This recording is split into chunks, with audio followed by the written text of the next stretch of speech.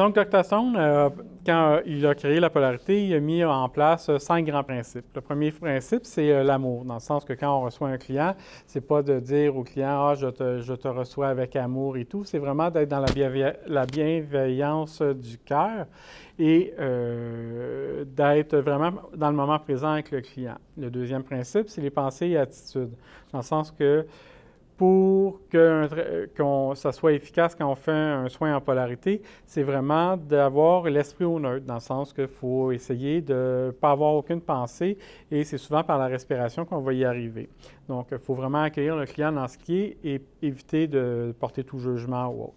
Le troisième principe, c'est les manipulations et les protocoles. Ça peut être surprenant parce qu'en polarité, il existe plus de 190 protocoles qui ont été faits par Dr. Stone, mais je dirais qu'on peut être rendu à près de 250 avec tous ceux que j'ai créés avec le temps et la pratique.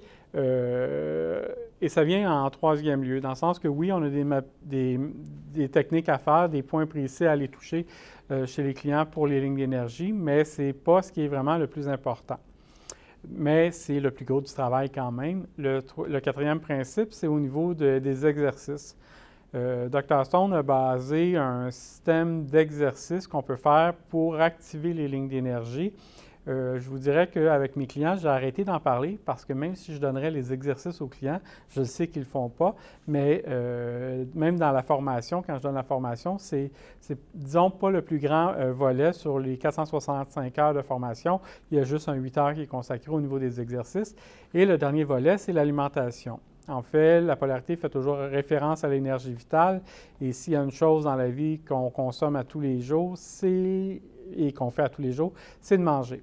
Et c'est dans les aliments qu'on va chercher l'énergie vitale. Donc, si on mange toujours du McDo versus manger des fruits et légumes bio, frais et tout, ça n'a pas la même valeur énergétique, mais ça n'a pas la même valeur aussi au niveau de notre énergie vitale. Donc, manger une pomme versus un Big Mac, souvent après la pomme, on se sent beaucoup moins lourd qu'après le McDo.